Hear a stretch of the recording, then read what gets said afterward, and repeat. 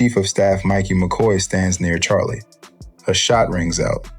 Mikey lifts the phone to his ear, turns, and walks away before Kirk falls.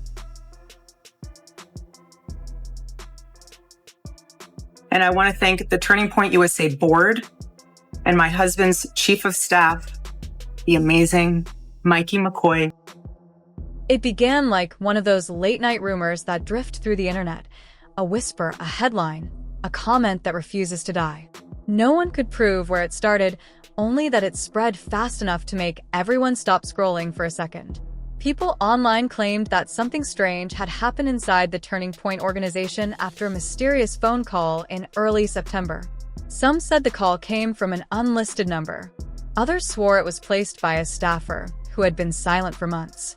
Whatever it was, it reached Candace Owens at exactly 11:47 p.m., and, according to chatroom timelines, she didn't pick up right away. A minute later, she did. No one outside her circle knew what was said, but soon after that night, the digital noise grew louder. Social media accounts began hinting that Charlie Kirk, founder of Turning Point, had made a sudden leadership shift. Supporters noticed he had been unusually quiet online. Streams stopped. Posts slowed down. Even his live events, normally scheduled weeks ahead, started getting canceled without explanation. At first, everyone blamed exhaustion.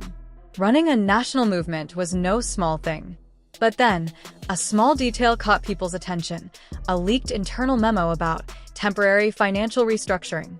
The memo, written in careful corporate language, mentioned reallocation of donor assets and consolidated decision-making. Those were words few followers understood, but many feared. That's when Erika Kirk, Charlie's wife, appeared unexpectedly in a Turning Point live stream. Dressed in black, eyes red, she thanked supporters for their prayers and asked for privacy. Privacy for what? Nobody knew. Within hours, the internet filled the blanks. Some said Charlie had stepped back because of health concerns. Others claimed it was family tension, maybe even grief. Then someone posted a screenshot, a donation ledger that showed a series of wire transfers labeled McCoy Foundation. Every rumor added a new layer: unexplained withdrawals, boardroom tensions, erased posts, sudden travel plans. A TikTok user even claimed to have spotted Candace Owens meeting privately with Mikey McCoy at a restaurant in Nashville. The video was grainy, the captions dramatic, the views astronomical. Whether it was real didn't matter anymore. What mattered was how believable it felt. The internet doesn't wait for evidence, it creates it. That's how the McCoy theory began, an online narrative suggesting Mikey McCoy had quietly positioned himself to control Turning Point's next phase. Some said he was just filling a leadership gap. Others claimed he was manipulating the vacuum left by Charlie's disappearance. Candace's silence only fueled the story. Her followers demanded answers, but she kept dropping vague comments about truth being revealed in time. Even her podcast, usually filled with sharp commentary, opened that week with a single line: "Tonight's episode is postponed out of respect." Out of respect for whom? No one knew. By then, the digital storm had turned unstoppable. Hashtags like #WhereIsCharlie and #TurningPointTruth began trending. Small channels uploaded investigations, splicing together clips, timelines, and speculative voiceovers. Larger outlets stayed away, careful not to amplify unverified claims, but their silence only made it feel more secretive. Meanwhile, a handful of independent reporters started digging into the McCoy Foundation itself. They found it was newly registered, its filings vague, its address leading to a shared office space in Tempe, Arizona. Perfectly legal, but oddly empty. When one reporter reached out for comment, the only response came from a generic email: "The Foundation's mission remains unchanged, to support civic engagement and youth leadership." It sounded polished, professional, and emotionless. But by now, the public didn't want polish. They wanted truth, or at least, something that felt like it. That name set everything on fire. The McCoy Foundation wasn't a stranger to Turning Point's network. Its public director, Mikey McCoy, had been seen beside Charlie at multiple events, smiling for photos, handing out checks, representing what many called the new wave of conservative youth donors. But now, rumors painted him as something else, a power broker, maybe even a rival. One thread went viral, suggesting that after a quiet argument backstage at a Phoenix conference, Charlie had stormed off, leaving Mikey to finish the speech. No one had video proof, only fuzzy audio and half-heard quotes.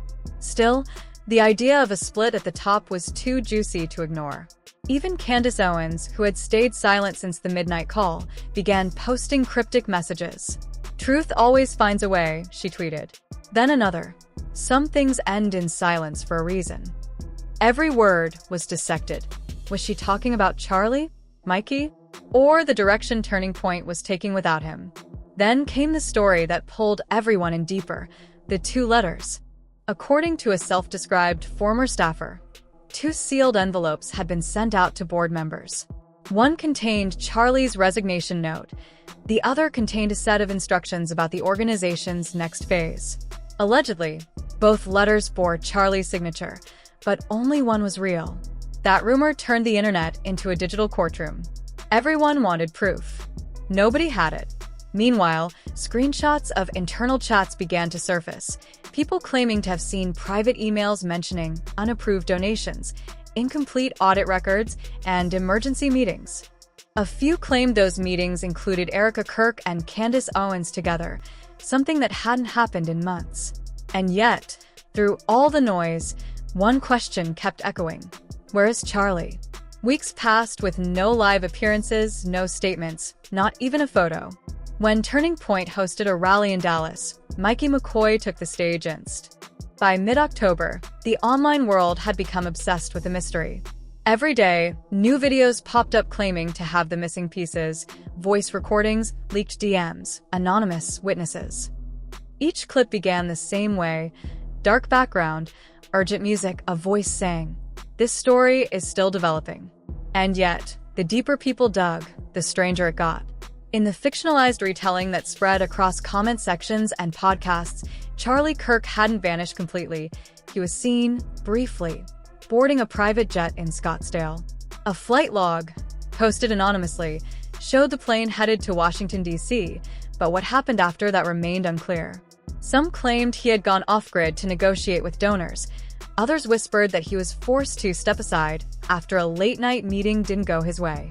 The truth, if it existed, was buried under layers of speculation. What was real, however, was the silence. Candace Owens stopped attending public events altogether. Her team said she was on personal retreat, but fans noticed something off. Her podcast feed went dark for 2 full weeks, something that had never happened before. Then, suddenly, she posted a cryptic message on Instagram. Every story has 3 sides: yours, mine, and what really happened in the dark. The caption was followed by a single candle emoji. Within minutes, conspiracy channels ran wild. Some said she was mourning a friendship. Others claimed she was preparing to expose something. At the same time, Mikey McCoy's presence in the organization grew impossible to ignore. Turning Point's social pages began featuring him more frequently, smiling in donor photos, attending strategy meetings, shaking hands at events that Charlie once led. Officially, he was just helping stabilize operations. Unofficially, he was becoming the face of the brand. That shift didn't sit right with everyone.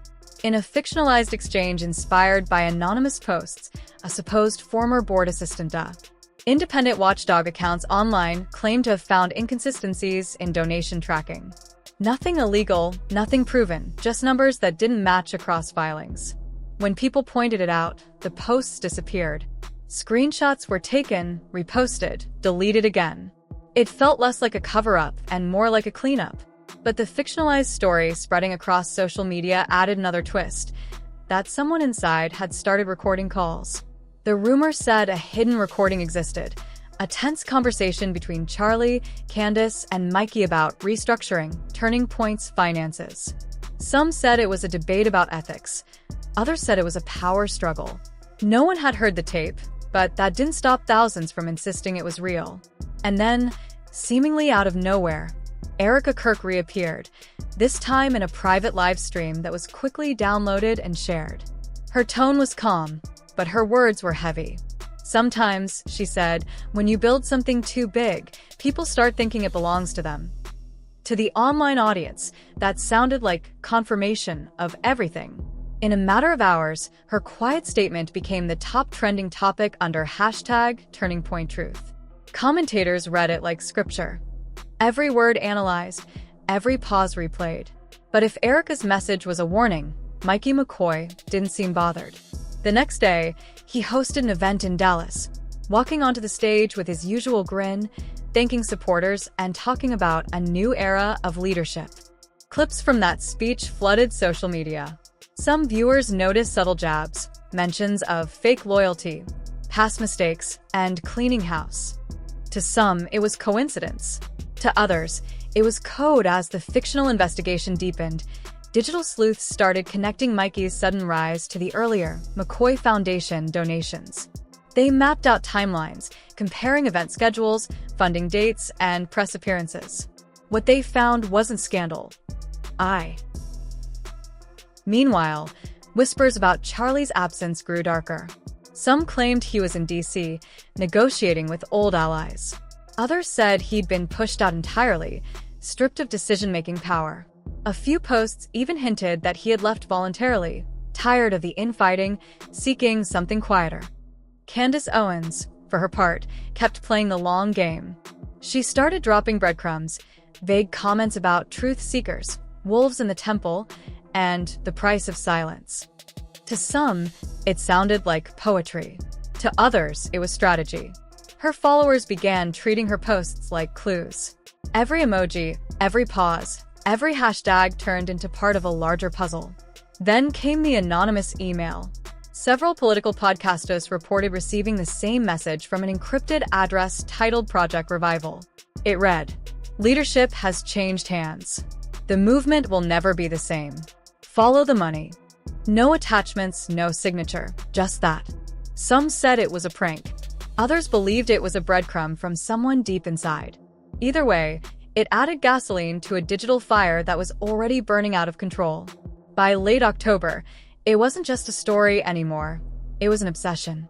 YouTubers produced full-length documentaries, complete with dramatic music and fake timelines. AI-generated leaked recordings went viral, fooling thousands before being debunked. Every photo of Candace or Mikey was treated like evidence. In reality, it had become something much bigger, a reflection of how fast truth can dissolve in a world built on speculation. Still, some couldn't shake the feeling that parts of the story were rooted in something real. There had been too many coincidences.